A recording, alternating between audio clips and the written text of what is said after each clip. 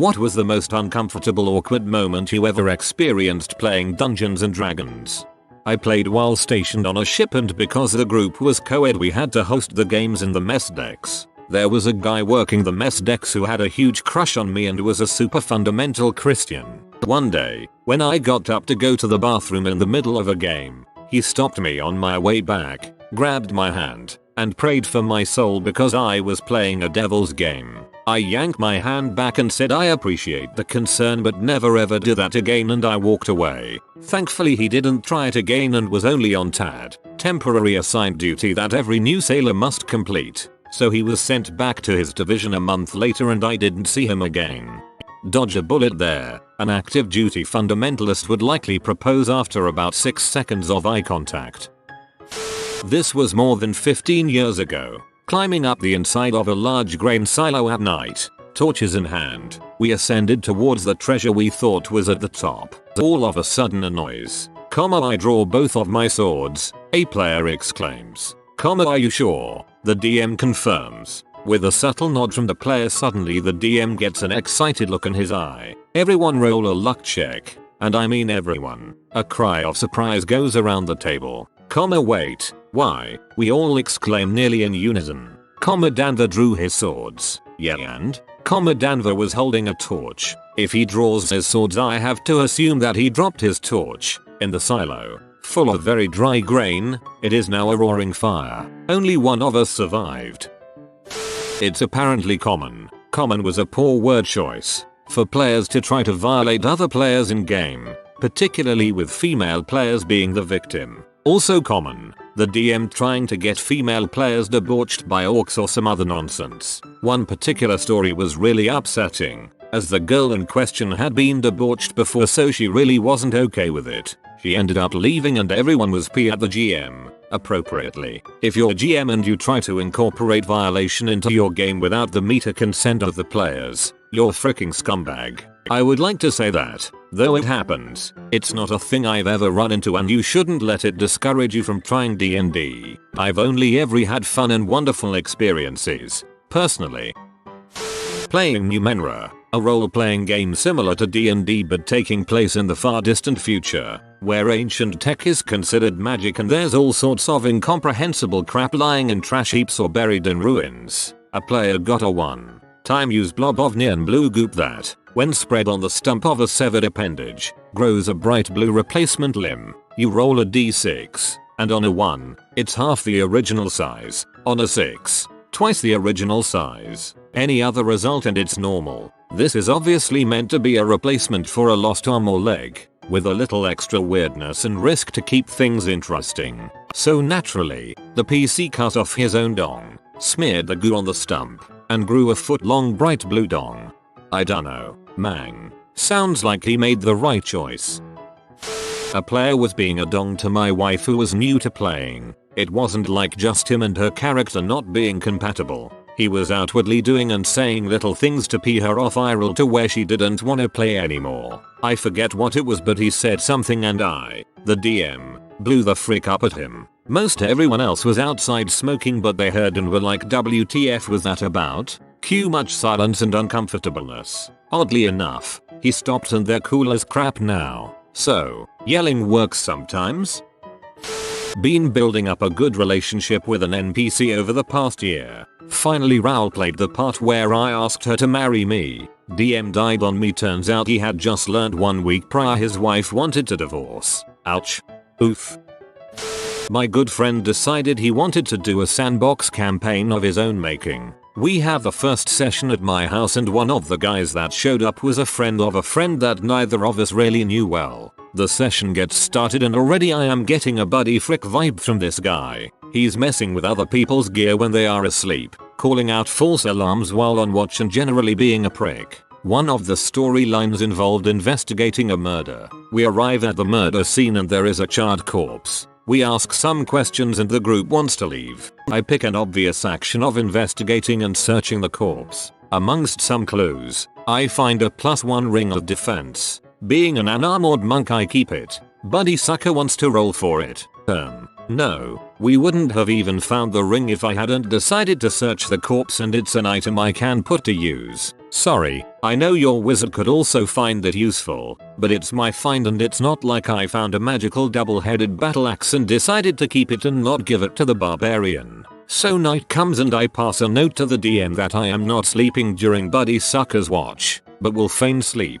Sure enough, during his watch he tries to steal the ring off me. I'm starting to get pee at this point, so I put the ring in my prison wallet. The DM is getting amused and rules that since the ring is still technically equipped while in my keister, I still get the bonus. Buddy Sucker is incensed. We make it back to town during a festival. We participated in some events, and during which jokingly I made a pass at a lusty barmaid. Buddy Sucker uses a glamour spell to make him appear later as the same barmaid and ask me to join him, in the pantry. At this point, things are getting out of hand for a fun-filled D&D game as the glamoured wizard barmaid falls to his knees and begins to go down on me. During a perception check I feel fingers roaming towards my butthole and realize it's the fricking wizard trying to get that fricking ring. So I stunning fisted him, and he burning hands me and crits. He takes me to 0 HP, takes he fricking ring and leaves me to bleed out in the pantry. Didn't tell the party. They later find the body and lo and behold, Buddy Sucker has a shiny new ring on. So the party murdered him and buried me with the ring. That was the only session of that game. Nobody wanted to play after that, and we never invited Buddy Sucker back from then on. We have played many other sessions, but none stand out as that disturbing and weird. Our friend's abusive ex-boyfriend she forced us to play with won't stop beheading and skinning things and keeping them as trophies. Even though the creature we almost all died fighting, including killed my beloved pet bird when I couldn't make a session, so my player had to be a NPC that session, was starting to respawn and he wouldn't get rid of it. Dude with my body, chunky, with long blonde hair proceeded to unbutton his shirt, go in front of the fan and made a Batman pose with his shirt as the cape coating the entire room and the smell of his BO. I've been trying to weasel my way out of going back ever since. Holy crap, it's like you know my roommate from college in the 1990s. Years and years ago, during my first ever exposure to Dungeons and Dragons, I was part of a group that included a somewhat confused young man. He was right on the cusp of puberty, as we all were, at the time, and his burgeoning urges would very frequently influence his role-playing. That probably doesn't sound too surprising. Many players bring their darker desires to light during the game, but this particular fellow took things to an extreme. For one thing, the guy in question had opted to play a tall, buxom woman with a penchant for seducing the other players' characters. That was a little bit annoying on its own, and it was exacerbated by the fact that he'd often insist on acting out what his own avatar was doing, to make sure we got it, he'd claim. Worst of all, though, was how he would respond whenever his advances were spurned. First he'd seem to be personally offended by the rejection, then he'd stop talking and sulk, and his silent tantrum would culminate with an unprompted preaching session. See, while none of us ever got confirmation of this, everyone's assumption was that the fellow was gay, and suffice to say that his orientation didn't play well with his religion. His family was part of a particularly weird sect that viewed just about everything as either blasphemous or worthy of shame. I'm not sure why Dungeons and Dragons was acceptable, but my guess is that it was one of his only outlets, so he made an exception. But unfortunately for the rest of us, that meant our inclusion in his role-playing was always bordering on uncomfortable. None of us wanted to make him feel unwanted or unsafe, but at the same time, we weren't too pleased by the prospect of making out to make sure we got it right. We also got pretty sick of the sermons, if I'm honest. TLDR, closeted Christian creepily characterizes carnal compulsions. Male players acting out their female character's orientation is always pretty uncomfortable. We had a guy who did this. He only played female characters, and his understanding of how women think and act seemed to come exclusively from My Little Ponies fanfiction. Huge mansion house rented full of gamer roommates. None of us felt like running and we all wanted to play together. So, we had a new GM over that we found on a beat-up type site. The first campaign he runs for us is a pre-written module out of a very old Dragon magazine. The plot is that a husband has gone missing and the wife hires adventurers to find him. Seems harmless, We go into the basement and there's a rough-hewn tunnel bored into it. Adventure into the tunnel. Kill rats. Kill bigger rats. Kill things that look like half rat half human monsters. We think we're rats, so okay. Get to a den where holy frick the husband is aggressively being frick-eaten by a giant rat mother. In the act of it ! 111T1. Horrified, we kill the rat mother frick beast. We try to figure out if the husband is okay. He's furious we slew his rat paramour and attacks as if under a spell. We try everything we can to cure him, but his onslaught is relentless. We ended the game with him bound and gagged, returning him to the wife and saying he needs mental help after the trauma he endured. The wife thanks us and pays us. Us roommates are looking at each other like, WTF just happened here? This is the module that this dude read and thought frick yeah, that's what I'm running for, brand new people I have never met before. It'll be awesome. This is fricking hilarious. There was this really creepy dude. He wanted to roleplay fricking a maid in an inn. The DM let him to that for what felt like more than 20 MN. They were 3 years older than me and I had been in college for 8 months. I really had to work on some assignments and this D&D was my only distraction for a whole week. It was pretty obvious they had no real world experience at all and would not be able to have any before very long. Whenever the girlfriend of the DM would get mad at the DM for the DM's character that joined the party being incredibly strong and making her feel inadequate. That's so weird when it happens. Once played a game where the major story we were following was resolved by the DM while we all stood there, feeling like we shouldn't have bothered. I had just moved to Hawaii and I didn't know anyone, so I used one of those websites that help people who want to play D&D together. I chatted with the DM over email for a while and he explained the plot and the other characters and it all seemed pretty cool, so I came by for a Saturday game. The game gets freaking weirdly physical from the get-go. DM's NPCs are all attractive men and women who are so very upfront up about what they want and one player in particular is always up for it. I've never really been a fan of those types of D&D games. I'm weighing my desire to meet people and play D&D against what is obviously the real purpose of the game, when one of the other players drops the bomb that the DM and the one eager player were brother and sister. I literally stood up and said, I have an emergency, and just left. I was so weirded out. 2 players kept being weirdly physical with their characters. He kept hitting on her and she was very open to it. It was very uncomfortable and creepy. She was the DM's wife. A guy in our group had the terribly stereotypical nice guy thing going on with a girl. She made it clear several times, including once in front of the whole group, because he called her out, that she was not interested in him as anything other than a friend. Anytime we all played together, every move this guy made was to protect her character, assist her character, and then lace in some seedy attempts at romance. The DM wanted none of it and wouldn't play into his dumb romantic arcs, and the nice guy tried to add on to what the DM was laying down. Example: DM, you successfully block the enemy arrows from hitting girl by expertly somersaulting in front of her and use your rolling momentum to charge back towards the fight in the center of the town. Nice guy: no, I block their arrows by wrapping girl in an embrace with my shield, pulling her to me as the arrows come down. She clutches at my chest and buries her face in my neck as she hears them clang against my shield. I grab girl by the hand and assure her she's safe at my side. I would lay down my life for her, and we run together back to the fight, her slightly behind me for protection. DM, no, you don't. Needless to say his invite to the group dried up fairly quickly. DM, no, you don't. Freaking savage.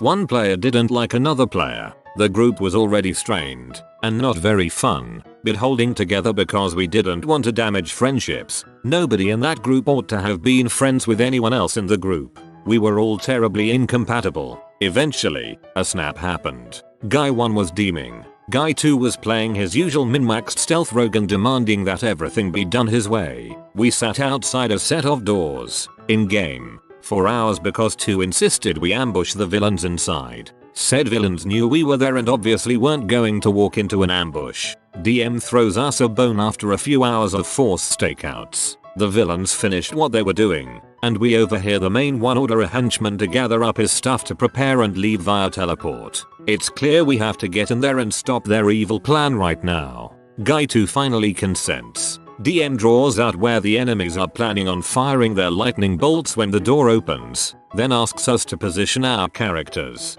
to move to cover on one side of the doors, then gloats about how smart he is and how the enemies are going to miss him when they fire their lightning. DM reveals his firing paths. The enemies had expected us to take cover and blasted the sides. 2 complains vehemently about this, and how the DM is, somehow, picking on him and exploiting his position, even though the DM had clearly written down where the enemies were aiming before we positioned ourselves. And the character who'd taken the spot on the other side of the door is outright unconscious and an unlucky high roll, while 2's character is faring well, all things considered.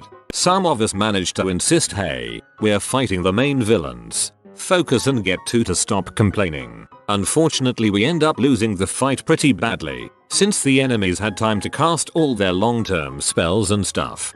Thanks to our terrible ambush, I managed to enchant the main villain at the last moment, and suggest he leave, since he was planning to already. He teleports away, and we all live. 2 is furious, goes into a tirade about how the DM is a bad DM. This provokes a shouting match wherein they each call the other bad players, bad people, etc. DM ultimately demands that 2 leave, and loudly shouts, go home and kill yourself, in front of 3 other players who've all had brushes with suicide in the past. 2 of us took it okay, the other girl broke down at that. 2 left. DM stormed into the bathroom and slammed the door. 1 of us went after 2, and I made sure the girl who was having a breakdown was going to be okay. And I've never seen that group again save for the girl who had a breakdown, who I spotted years later, working in a shop, but didn't talk to. The gnome got drunk and started to hump the druid's leg. It was funny for a moment, but then the player playing the gnome got caught up in the moment, started taking it too far. He in real life tried to dry hump the druid's player. Dude got knocked flat on his butt and felt bad for the rest of the night. These 2 wouldn't talk or to each other inside or outside of the game for several sessions. One of my friend's characters got body swapped into an attractive female human body, then got repeatedly will save failure into fricking and conceiving a deity's child. GM said, come on, it's medieval fantasy, debauchery is realistic. Friend silently resolved, alright, you want me to play a debauchery victim? Fine, I'll play a debauchery victim. Said next to nothing in character for the next 2 sessions, was really nervous around everyone else. Campaign fell apart. Frickin' peso. When instead of curtailing a male player playing an overly frisky female character who even attempted obscene combat, in the name of preserving roleplay and insisting physicality was a part of DnD, he mentioned I was going to hate the abyss in his game. Yeah, that's why I'm a DM now.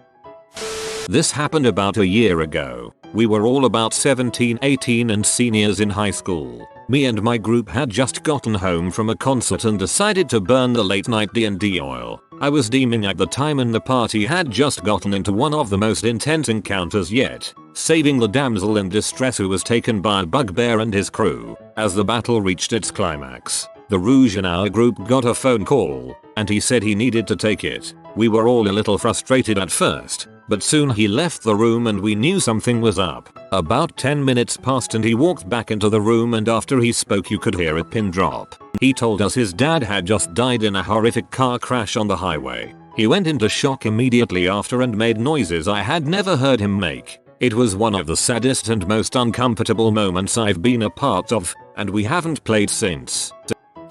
So I was in medhold in the Air Force basic training. We pretty much can't do anything, but we can play DnD and a bunch of people loved it. One dude wanted to be a DM and did like 2 sessions of it. About the DM, he was cool at first. Then, we all realized he's a lying fucktard after a while. He always shouts everything, which is not good because the airmen in medhold snitch on trainees a bunch for stupid stuff. He skipped like a good chunk of the beginning story, so we literally have a terribly vague idea of what's going on. He also stutters, which I don't have a problem with, but with him it was just so goddamn annoying. The DM kills off a party member instantly because he misunderstood what person said, which is understandable, but the way he did it was obnoxious. He also forced us to fight a Cambion at like level 3 or 5. The way he DM'd was just not natural or smooth, and it felt forceful that we stopped playing DnD the rest of the time I was there. A friend decided he wanted to run a campaign, having never really done one before. At one point we ended up in a gang hideout with only male gang members. Because I had awesome charisma, I decided to bluff my way in, but was told it didn't work. I was the only female player and character. The rest of the party, dudes, then claimed I was their prisoner and had me tied up. I was fine with that, but then the DM made really obscene comments as an attempt to make the gang members feel more threatening, and also had them insinuate child slave debauchery. Myself and the other party members were 100% not cool with that. His campaign and storytelling style turned out to be a pretty terrible fit for our group and we quit playing with him not that long after. I joined a Vampire the Masquerade game as a teenager. I was really into the supernatural etc and my local goth kids had a game going. First session and everyone went into a lot of depth and detail about how they seduced people and all the arousing bloodletting that they did. Not only was it uncomfortable but it was also boring and very cringy. The vampires were all clearly the alter egos wannabe egos of the players. The obese social awkward male was a 7-foot ripped with 20,000 abs that made women wet with just looking at them. The self-conscious chubby goth chick was a beautiful supernatural beauty that had men at her call. The skinny scraggly beard goth metal nerd was a vampire mage that was respected by everyone. The I'm pretty sure you are on the spectrum nerd played a badass shapper-shifting vampire that just wanted to be left alone, goddammit, but you all need me. Yeah, luckily I left that game early on and joined another vampire game that was more about vampires and the supernatural and less about blood orgies. I once gamed with a guy whose standard operating procedure was to violate anything that was vaguely female. When I called him to ask him to not return, I got his wife who told me he was currently in jail for attempted kidnapping and some other stuff. Bullet dodged. Later, he called one of the other members asking for about $15k to bail him out. He told him it would be best if we all went our separate ways. 1. Yikes. 2. I now want to see a D&D game where all of the players are literally psychopaths. That just sounds so weirdly entertaining to me. We had a min-maxer in this group, and the DM was way too nice to her. Meant our encounters had to all be a large group at the very least so we could all participate. We did a lot of army fighting. I still remember the supposed big bad and his 2 main henchmen coming out to fight us, and she killed 2 of them in a single turn. Fortunately the guy wasn't really the big bad, was a red herring, but I'm all for playing how you want to play. But when you go so far that your lowest roll outside of a critical fail is a 18 because you min-maxed that hard, you're missing out on half the entertainment value in my opinion. Case in point, that same campaign my gnome illusionist failed my intimidation roll horribly when I made a fake dragon to scare off a real one. But it failed its perception check and its will save and wound up falling in love with a very incorporeal illusion. So, still had fun. I do not see a problem with min-maxing a character. My own character that game was spexed hard for illusion magic and not much else. The difference between a good min-max and a bad min-max for me is how you handle the minute side of it. In her case we got slightly obnoxious chaotic evil out of her, in that we had to restrain her sometimes way, in exchange for being ludicrously overpowered. In my case I had the hit points of an incredibly dry small stick and was suitably a coward. The number of times I'd blow almost all of my minor illusions for the day by hiding myself. That wanted to help but wouldn't put myself in anything resembling danger if I could help it. I do give credit to the DM for handling it well. Ramp up the scale of the encounter and surround the min-maxer with goons to keep them occupied while we did the rest. And it was a campaign where we all wound up ludicrously strong because we were collecting stones with literal gods in them. It's just that I don't feel the Char's player did a great job handling her weaknesses. Was always a little annoying to see our rogue pull off a really well done stealth maneuver only to have it made largely irrelevant by massive numbers McGee. As a final word,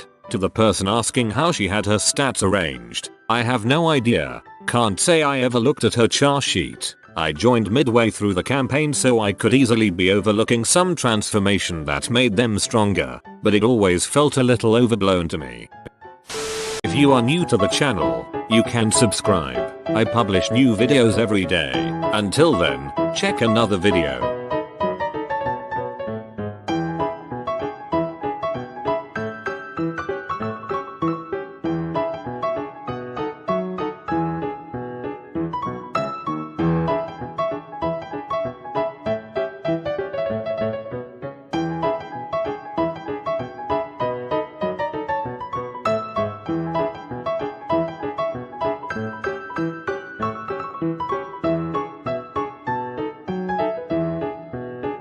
Bye for now.